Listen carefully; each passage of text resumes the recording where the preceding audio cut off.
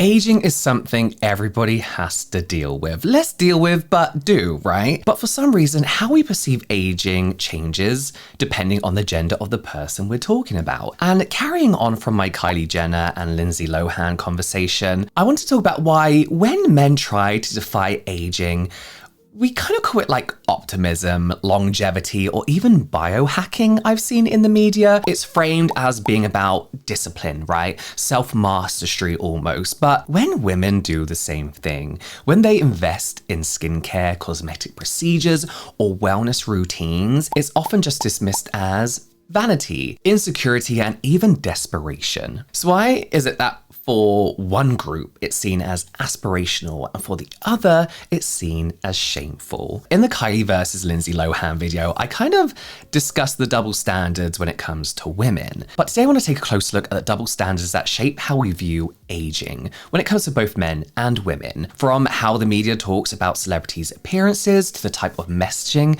we see in wellness marketing, and a little bit more on how we view cosmetic surgery depending on who's getting it. Let's talk on the cultural perceptions of aging. Now, culturally, aging has become something that is deeply gendered. We perceive it very differently depending on who's doing it. Perhaps the most obvious example of this can be seen in how men are often framed as becoming more distinguished as they age, right? They get called things like silver fox, an undeniably flattering term which implies sophistication, maturity, and even sex appeal. But it's also a term that's almost exclusively used when talking about men, right? You get the odd person who argues that it can be used for both, it can be used for women and men, but we all know that that's not how that actually works in the real world. So what is the equivalent for women? Well, there isn't really one, and that's kind of the problem. Again, you might see some people online try to tell you that the female equivalent is something like the silver vixen, but that term only ever seems to be brought up when someone asks what the opposite of silver fox is, right? It's not a term that really gets thrown around or used naturally to describe women or in the media at all. I don't think I've ever seen a woman described as a silver vixen in like People magazine or whatever. I don't read magazines. And this very simple term is just one example of how our cultural perceptions of aging differ based on gender. I mean, you just have to look at the way media discusses male celebrities compared to female celebrities. Like when it came to the Lindsay Lohan, Kylie Jenner video, I had so many women celebrities I could have picked from. When it came to the men, there was like one or two. Someone like George Clooney, for example, who is arguably the most quintessential silver fox. If you're going to cast a silver fox, it's him. He's not only allowed to age in peace, but he's actively praised for his aging looks, right? His grey hairs, his wrinkles, you know, those little like crow's feet that they get. They're kind of like seen as charming on men and even outright desirable. And I'll be honest, I'm not bothered about aging because of this, because I know that when I age, I'm going to be seen as like refined and sophisticated, you know? It just doesn't have the same fear to me because of how people are going to treat me as it could do a woman, you know? You know, we're made to feel like we should strive to look like him. And that's why aging doesn't massively bother me, I'll be honest. And I say that because let's compare that to somebody like Emilia Clarke, right? Who a couple of years ago made headlines after she received criticism for her appearance. In 2023, she posted a really simple, like very casual photo on Instagram showing off a mug that her mum had bought her as a gift. And although a lot of people's responses were positive, like, oh, that's cute, some of the comments were awful. Saying things like, laughing my ass off, wow, Daenerys Targaryen didn't just hit the wall, she flew into it full speed on a dragon, looks rough, big forehead, too much reflection, oh my god, please eat, and at Clinique, who she was working for at the time, at Clinique, terrible for your brand, wrinkles in her 30s, right? And she was just 36 when this happened, the age I am now. George Clooney is 64 and still getting praised for his natural appearance. But Emilia Clarke, almost 30 years younger at the time and already getting mocked for daring to have a few wrinkles. And this kind of double standard is common, especially when it comes to how we, the general we, and the media talk about the physical appearance of celebrities. It's almost like we're just allowed to. Male actors are often allowed to visibly age throughout their careers without it really being talked about. And honestly, without it really affecting their career in any way. They're always going to have like someone to play, at least not negatively, right? It doesn't get talked about negatively. They get praised for their natural appearance and for their confidence to age without the help of cosmetic surgery or beauty treatments. And that's regardless of whether or not they've had any work done. We don't interrogate the appearance of male celebrities as much. Like there are some male celebrities I'm like, you've had work done, but no one even wants to investigate that as much as they do a woman. So unless it's particularly noticeable, we don't even consider that they might be having cosmetic work done. And if they are, we don't really care as long as it doesn't look obvious. But women in Hollywood don't only get criticized for aging, but also for attempting not to age, which people tell them they should be doing.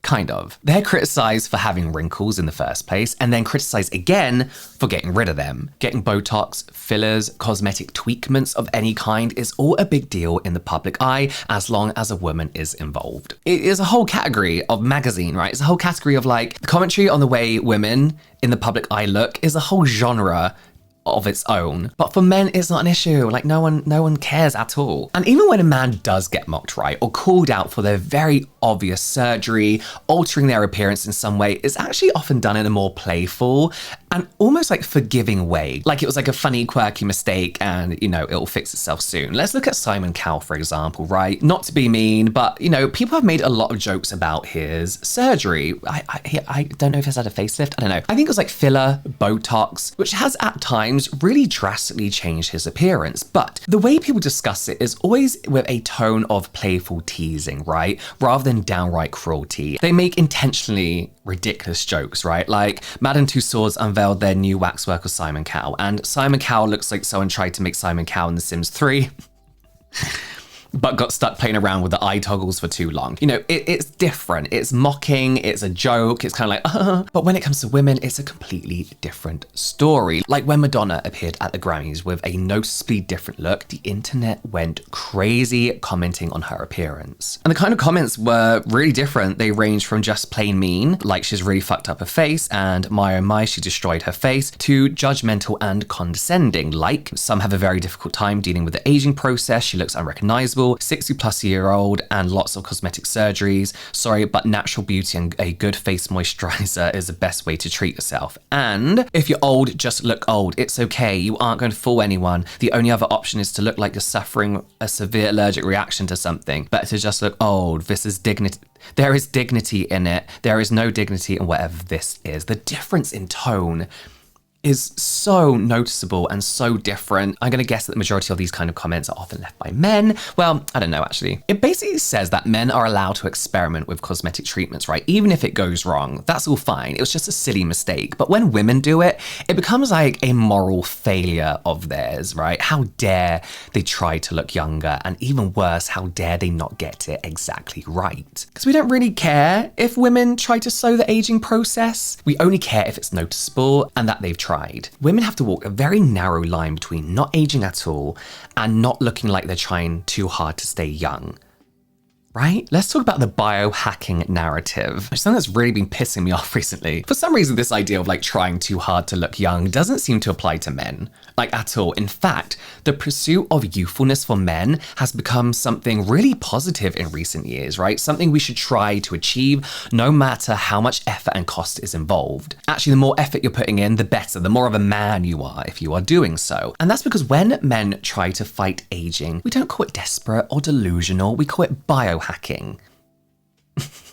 And it's marketed as this like cutting edge and data-driven science. They say that it's not about looking younger, it's about self-optimization, whatever the fuck that means. Like they're a robot, like they're a machine. It's not about vanity or anything as superficial as that. It's about longevity, which apparently makes it okay and makes it completely different. Maybe the most famous example of this at the moment is Brian Johnson, the millionaire, is he multi-millionaire, who's trying to reverse his biological age using an anti-aging protocol. I think he's called it the the blueprint that he's designed, apparently with the help of experts and scientists. He does the craziest, most fucked up things, like collects his own stool samples, takes 111 pills a day, follows a strict vegan diet, that's not crazy, and a really intense exercise routine. He's used laser treatments, hyperbaric oxygen therapy, gene therapy, stem cell injections, new breathing protocols. He's taken like blood from his son and like given blood to his dad. He's had Botox on his penis, like all in an attempt to get back to the body, both inside and out of an 18-year-old. But this isn't vanity. Of course it's not vanity. Why is this vanity? It can't be if a man is doing it, right? And we use all these scientific buzzwords. Did you, even just me talking about it then, if I had gone like, oh, they had filler, they had a like facelift, an eyebrow lift, compare that to, what is it? Blood transfusions, breathing protocols, hyperbaric oxygen therapy, gene therapy, stem cell.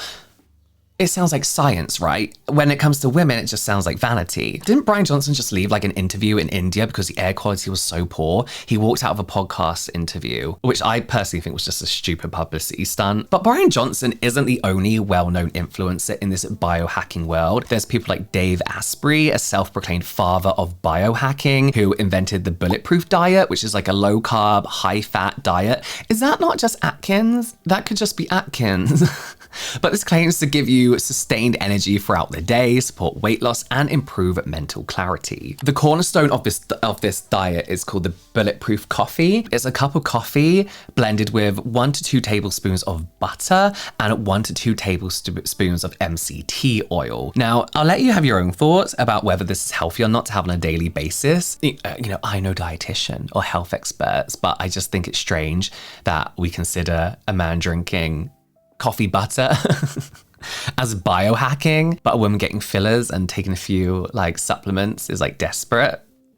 It's weird. And listen, it doesn't stop there either. There's more of them. There's Andrew Huberman, which has been called out numerous times for his unscientific approaches to many, many things, teaching men how to optimize their testosterone levels, as well as breathing techniques, sleep optimization, the benefits of sunlight exposure, and intermittent fasting. And then there's Joe Rogan, who has millions listening to him talk about cold plunges, the carnivore diet, IV drips, and general bullshit. And the point isn't whether what any of these people are saying is true or helpful in any way, is the fact that we talk about it in a completely different way compared to when women do similar things. When it comes from men, all of this is wellness, right? It's informed, scientific, self-discipline, improvement, so on and so forth. But when women talk about this, everyone's skeptical about what they're doing. It's the sort of thing people are like making fun of, and they're more likely to accuse them of lying. Do you remember when I talked about this girl that I used to work with when I worked in TK Maxx, and her mum was in a magazine for not smiling, and it made her look really, really young. She didn't smile her whole life, right?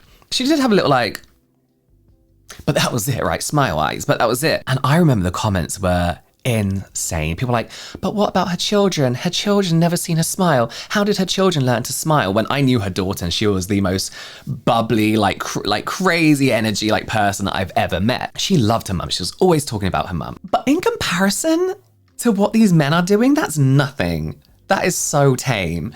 It's crazy. When men like get up early and do like a workout, right, and do their cold plunges and drink their butter coffee every day, they're praised for being disciplined. But when women wake up at 5 a.m. to journal, meditate, do Pilates, drink their green smoothie, they get mocked as kind of like this like stereotype of, oh, you're one of them, you know? They're doing similar things, but for some reason it's not science anymore. It's just insecurity. It's not optimization, it's vanity. Anti-aging for men is seen as like ambitious, right? Like, what can you do? Like, what are you gonna crack? How are you gonna crack this aging thing? Whereas the same thing for women is seen as like denial. And this divide even extends into things like supplements and medications, as I've kind of mentioned throughout. Collagen, peptides, hormone therapy, and NAD are all used in the pursuit of anti-aging. We're seeing more of them on TikTok Shop, more of them popping up in these podcast sponsorships, but they're marketed very differently between men and women. For example, collagen and peptides for men are often marketed as performance enhancers. They say that they're designed for athletes and fitness professionals to fuel joint recovery, stamina, and performance. For women, they're marketed as a way to almost like reduce wrinkles, improve skin elasticity, and boost hair growth. So they're just completely ignoring like a whole part of what these supplements can do for you. It's not about athletic performance when it's aimed at women, it's about retaining a youthful appearance. NAD is a very similar story. When marketed to men, it's said to boost cellular energy and increase longevity. But when it's for women, you hear things like turn back time, reverse skin aging, this is what Hailey Bieber and Kylie Jenner are taking, Kendall Jenner even,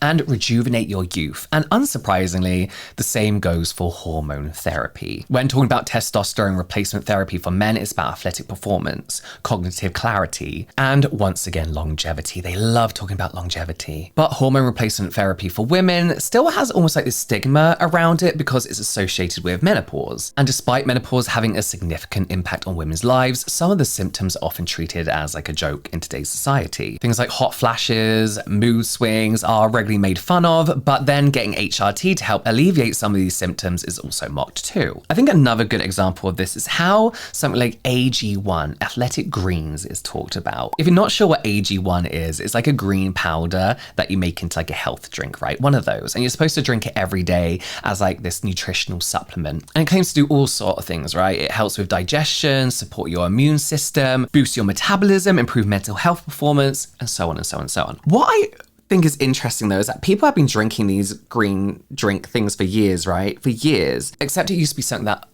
mostly women were doing, right? Not entirely, but the majority were women. And back then, like you ridicule the green juice, don't you? They would be mocked and like ridiculed for drinking this sort of thing. People would call them like gullible and say it's pseudoscience, but then enter AG1 and it's treated very, very differently. It's taken much more seriously. The brand, although it claims to be for everyone, was at least at the start marketed very heavily towards men. They invested very heavily in like the male biohacking or self-optimization space through people like Joe Rogan, Andrew Huberman, Lex Fridman, and basically any podcast aimed at male fitness or sports, with the messaging being all about athletic performance, efficiency, and recovery. And I don't think it's a coincidence that it's taken more seriously now than other similar drinks in the past, which were more aimed towards women. That's not to say everyone thinks it's actually effective. There are still plenty of scientists and nutrition experts calling the brand out like for being expensive and ineffective, with some even calling it nothing more than a multivitamin. The difference is that people challenged it with science rather than just mocking it outright and not bothering to seriously explain why it's ineffective. You know, when men get involved in this kind of stuff, for some reason it's just seen as more legitimate because of the science language, the science washing, I think we should say, and they make it sound like it's a worthy goal to aim for. Women aren't supposed to try and look better or feel better, especially as they get older, and especially not if we notice them doing it. They just have to do it. And that's what brings us onto the idea of aging gracefully. If you know me, you know I despise this term. The idea of aging gracefully is probably one of the most patronizing phrases used when it comes to the conversation around aging. Women in aging in particular. First of all, what does it even mean? Well, it means something slightly different to different people, right? But to some, probably most, it's basically the idea that you're supposed to stay looking young and beautiful as you age, but without appearing to really try. Right? You just have to get on with it, but you can't look too old. No obvious filters, surgery, or maintenance of any kind, right? You just have to let nature run its course. You're expected to age without anything, but you also have to look magically radiant, right? Effortlessly stunning. And again, I think actually to most, it means you should age naturally, embracing your looks and style as you get older, not trying to fight the wrinkles or the gray hair, but just accepting that your appearance will change and owning it. And that might sound better to begin with, right? Like, why wouldn't you want to do that? But really, it's just as bad as the first definition, partly because it only really applies if you happen to have good genes and look younger than you actually are. But also because the idea of aging gracefully is inherently sexist, regardless of what you think it means. Because again, as everything, it's a term that is almost only exclusively used when talking about women aging. What's interesting to me, I will add in here, is that the idea of aging gracefully probably started as some kind of pushback, right? A response to the media's like hyper focus on youth and perfection, especially when it comes to women. It was meant to say like, you don't have to chase every procedure or erase every wrinkle to be beautiful or worthy. And in theory, it gave women permission to exist without constant intervention. But somewhere along the way, that idea was twisted. Instead of being freeing, it became another set of rules to follow, another impossible standard for women to live up to. Now it's less about autonomy and more about performance. Like, you could age, but only in the way that makes others comfortable. Another set of rules of what you can and can't do. As I mentioned, when it comes to men, we say they become a silver fox. They've aged like fine wine, or that they're getting better with age.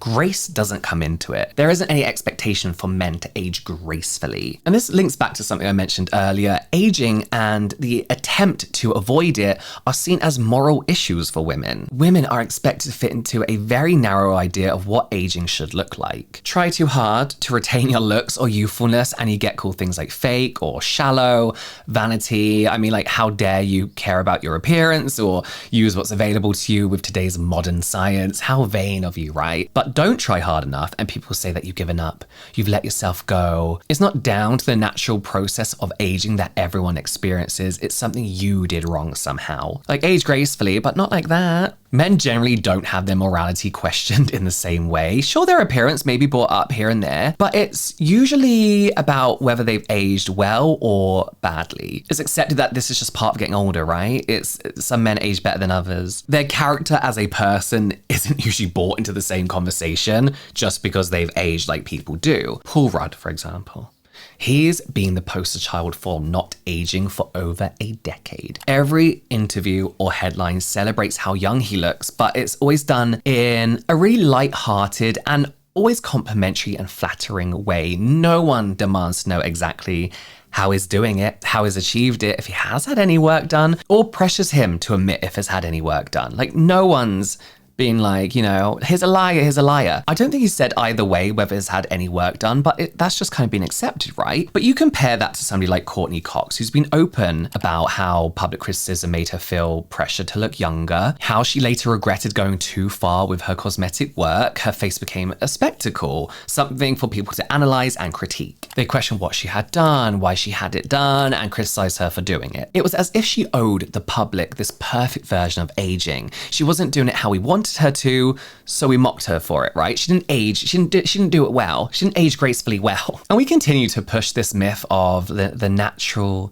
ageless woman and punish anyone who kind of like deviates from it. That's what aging gracefully really means in today's society. And when people say it, they might not be aware of this kind of like underlying raw. That's what it pushes. It means threading a needle that keeps getting smaller and smaller and smaller. It means fitting exactly into a very narrow expectation of what aging should be. If you age naturally but don't have exceptional genes to go alongside it, then you become irrelevant or invisible or mocked. If you try to fight aging and make it slightly too obvious, then you become desperate and insecure. You can't fucking win. So why does all this matter? To me, this is a conversation that matters because of these double standards. They're not just like annoying and frustrating, they're actually harmful, as we've seen for decades and decades, centuries. They shape how people see themselves as well as how we value others. And for women in particular, the burden to meet these standards can weigh very heavily. I know I've talked about celebrities and influencers a lot in this video, but that's just because they are more visible. And it's easier to see how these issues affect them and are talked about in relation to them. But the reality is that these double standards when it comes to aging aren't just affecting celebrities, they're also affecting real everyday people in some very concerning ways. We hear a lot about men's mental health at the moment, and of course, I'm not for a second suggesting that we shouldn't. It's a big issue in today's society that is having such a huge impact on the lives of so many men, and we absolutely should be talking about it more openly, in my opinion. But I also think we should be talking more about the mental health issues young women are facing again these days, and the potential causes for them. The pressure to stay looking young while pretending not to care is exhausting. And I mention this now because this has always been an issue, right? But I really do feel like history's just repeating itself. With the resurgence of like Y2K fashion and pop culture, I really do think it's playing such a huge part in all this. We're not just bringing back like low-rise jeans and butterfly clips, we're also reviving the toxic beauty standards that came with them. Thin is back in, and not in a quiet way at all. The rise of weight loss drugs has made it easier than ever to achieve certain body types and ideals, and that's quickly becoming kind of like the new unspoken standard again. The body positivity movement that like was once so prevalent and really encouraged people to embrace different shapes and sizes and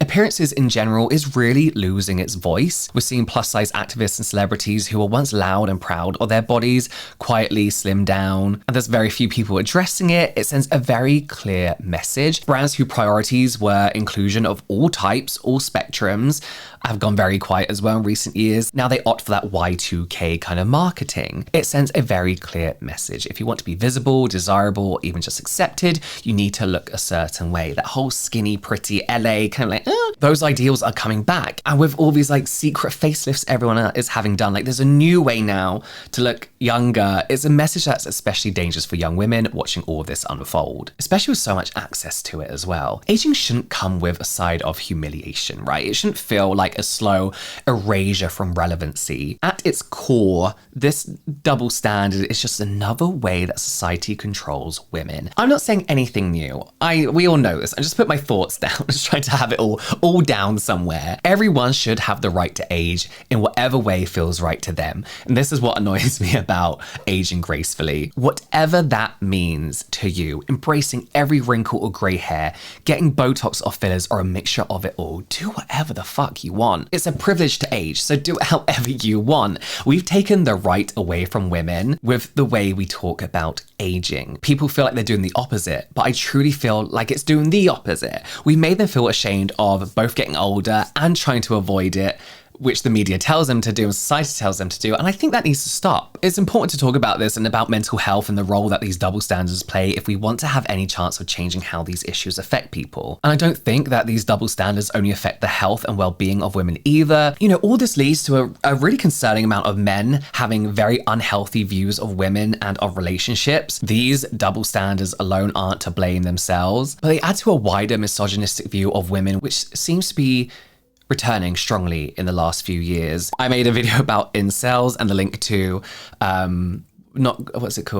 looks maxing, where I kind of touch on their approach to women in that. And that is terrifyingly on the rise. Another issue we hear about a lot at the moment is the male loneliness epidemic. And again, there are a lot of complicated reasons for this, but an increase in misogyny has undoubtedly played a part in this, because a lot of women, understandably, don't want to be with men who have these misogynistic views that come with the rise in certain political beliefs, certain views of how women should look, and how we're resorting back to those outdated ideals. The impact that these double standards are having on people's lives may not be obvious at first, but in reality, it's a widespread issue affecting a lot of people in very negative ways. So what can we do? Because clearly something needs to change, and this video isn't going to be the thing to do it. But what can we talk about further, and what can we do? I think the thing we need to do is to get rid of this ridiculous idea of aging gracefully. It's a myth that keeps people, mostly women, in fear of failing to achieve something which has no meaning. We need to normalize both natural aging and working on yourself to avoid aging. We need to stop acting like there's something shameful about going grey and getting wrinkles. And at the same time, we need to also stop acting like there's something shameful in wanting to feel and look good at any age, no matter what you see that as, regardless of your gender. We need to promote transparency and let people talk openly about what they're doing, whether it's Botox, fucking biohacking, hormone therapy, skincare, surgery, whatever it is, without labeling it as fake or vanity. We need to respect people's informed choices instead of shaming them. We need to stop obsessing over who's had work done and who hasn't, and start worrying more about why society seems to be so obsessed with controlling what women look like all the fucking time. And we need to stop talking about aging like there's a right way to do it. Why should you have to age naturally for it to be graceful? And why does it have to be graceful? Who says everyone wants to be graceful anyway? Age however the fuck you want. Get Botox, get fillers, get a boob job, dye your hair, start HRT, use peptides, collagen, NRT, whatever it's called, and anything else science says might help you look the way you want to look, or do none of that. It's completely up to you. Do whatever you want to do. I don't care. More power to you. There shouldn't be one way you're supposed to look regardless of your age. You don't have to fit into a box when you're younger, and you definitely don't have to do it when you're older. And we need to keep pointing out double standards like this when we see them and refuse to uphold or engage with them. Because the more we do that, the closer we get to a society where people of any gender can age on their own terms without feeling shame or insecurity. Because aging isn't the problem here. It's our expectations around it. It's so funny because I'm getting grey, and sometimes I dye it depending if I have an event where I know there's going to be pictures, because it's not grey enough for me at the moment. I can't wait to have a full grey head, but at the moment it just kind of looks like bits of dust in my hair. And the fact that I can say that that like I can't wait to go grey just shows you a lot. I get some really nice comments about how people like my greys. And then I watched a TikTok the other day of a skincare creator who had to like tell people to stop harassing her about her grey hair because she likes it, but she was getting comments on it. It's like the same situation, very similar age, both treated completely different. But I think when you look closer at how the conversation around aging plays out on social media in particular, like even these videos of people being like, guess what age I am? You know, these kind of things. In anti-aging and in wellness marketing and in traditional media, it seems clear that we definitely have different expectations of people depending on their gender. And just in case you still think that everyone is burdened with these unrealistic expectations to the same degree, I think it's worth noting that women account for around 85% of surgical cosmetic procedures worldwide. And in the UK specifically, women account for around 93% of all surgical cosmetic procedures. That's a ridiculously large difference between men and women. Whether you want to admit it or not, women just do have far more pressure on them to appear a certain way all throughout their lives. Of course, men have their own societal pressures to deal with, but this one is undoubtedly aimed mostly at women.